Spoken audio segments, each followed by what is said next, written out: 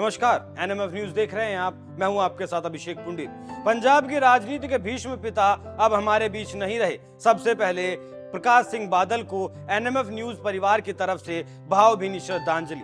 कहते हैं इंसान चला जाता है लेकिन वो उसकी शख्सियत हमेशा जिंदा रहती है। ऐसे ही नेता थे प्रकाश सिंह बादल। पंजाब के सबसे कद्दावर नेता और पूर्व मुख्यमंत्री प्रकाश सिंह बादल ने 25 अप्रैल को आखिरी सांस ली। पंजाब की सियासत में अपनी अमिट छाप छोड़ने वाले प्रकाश सिंह बादल 5 बार के पंजाब के मुख्यमंत्री रहे थे। सबसे कम उम्र में सीएम बनने और सबसे ज्यादा उम्र का सीएम होने का तमगा भी उन्हें ही हासिल था। इतना ही नहीं, आजादी के बाद जब पंजाब मुश्किल हालातों से गुजर रहा था, हालात बेकाबू थे, हिंसा चरम पर थी, मारकाट की हद पार हो चुकी थी क्योंकि पाकिस्तान से पंजाब की सीमा सटी है और आने जाने का दौर चला था।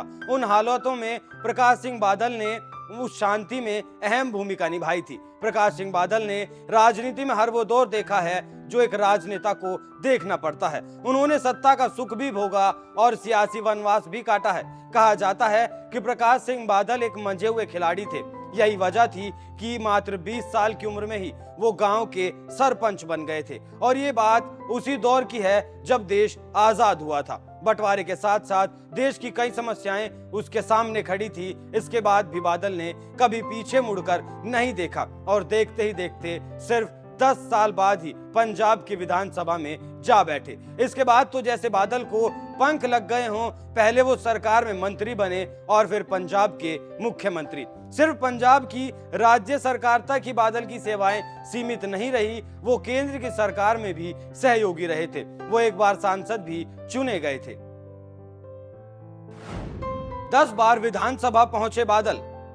ये बात 1977 की है जब मोरारजी देसाई की सरकार में करीब 2.5 महीनों के लिए बादल को कृषि और किसान कल्याण मंत्री बनाया गया था। लेकिन वो खुद को पंजाब की सियासत से दूर नहीं रख पाए और हमेशा उसी के इर्द गिर्द घूमते रहे। उनकी सियासत की वजह से उन्हें पंजाब की राजनीति का पितामह भी कहा जाता था। वो सिर्फ रिकॉर्ड 5 बार के मुख्यमंत्री ही नहीं रहे बल्कि 10 बार विधानसभा भी पहुंचे थे। उन्होंने सबसे पहले साल 1970 में पंजाब के मुख्यमंत्री के रूप में शपथ ली थी। उसके बाद वो 1977 में राज्य के सीएम रहे थे।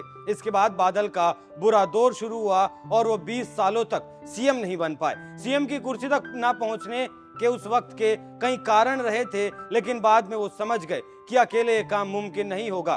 तभी उन्होंने बीजेपी के साथ नजदीकियां बढ़ाई और इस कदम का उन्हें फायदा भी मिला। वो साल था 1977 जब बीजेपी के साथ मिलकर बादल सरकार बनाने में कामयाब रहे। पहली बार राज्य में बीजेपी अकाली दल की गठबंधन की सरकार बनी थी। ये चुनाव पंजाब की राजनीति का टर्निंग पॉइंट साबित हुआ। इस चुनाव में एक तरफ जहां बादल को सत्ता में वापसी का मौका मिला था, वहीं दूसरी तरफ बीजेपी को राज्य में अपनी जड़ें जमाने का मौका भी मिला था। इसके बाद 2007 में और फिर 2012 में भी प्रकाश सिंह बादल की मुख्यमंत्री के रूप में ताजपोशी की गई। इस तरह वो अपने राजनीतिक करियर में 5 बार पंजाब के मुख्यमंत्री रहे थे। 1992 उनकी सियासत का एक ऐसा साल जरूर रहा जब वो विधायक नहीं बन पाए और इसी कड़ी में जुड़ता है साल 2022 जब बादल को अपने ही गढ़ में करारी हार का सामना करना पड़ा था।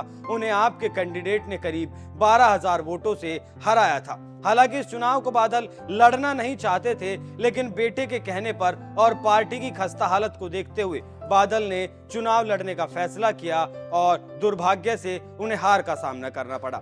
हालांकि लोम्बी जो उनकी पारंपरिक सीट थी, वहां कहा जाता था कि बादल को हराना मुश्किल ही नहीं बल्कि नामुमकिन है, क्योंकि इससे पहले उनके परिवार के कई सदस्य इस सीट से विधायक रह चुके थे और लगातार बादल भी इसी सीट से जीतते आ रहे थे। लेकिन बीजेपी के रास्ते जुदा होने के साथ ही शायद बादल की किस्मत भी उनसे रूठने लगी थी। साल 2020 वो साल था जब मोदी सरकार कृषि कानून लेकर आई थी और तुरंत ही बादल बीजेपी से उखड़ गए थे और अपने रास्ते मोदी से अलग कर लिए। उस वक्त किसानों का गुस्सा फूटा था। बादल खुलकर मोदी के विरोध में खड़े हो गए थे। यहाँ बड़ी बात ये नहीं थी कि बादल ने बीजेपी में अपने रास्ते अलग कर लिए थे या वो मोदी के खिलाफ खड़े हो गए थे, बल्कि बड़ी बात ये थी कि उस वक्त बादल ने उन्हें मिला पद्म विभूषण सम्मान भी सरकार को वापस कर दिया था, क्योंकि वो उन्हें साल 2015 में मोदी सरकार में ही दिया गया था।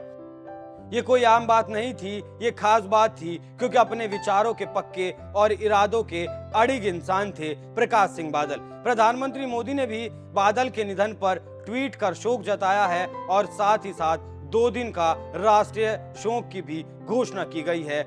Extremely saddened by the passing away of Shri Prakash Singh Badal ji. He was a colossal figure of Indian politics and a remarkable statesman who contributed greatly to our nation. He worked tirelessly for the progress of Punjab and anchored the state through critical times. NMF news परिवार की तरफ से एक बार फिर प्रकाश सिंह बादल को भावभीनी श्रद्धांजलि। नमस्कार।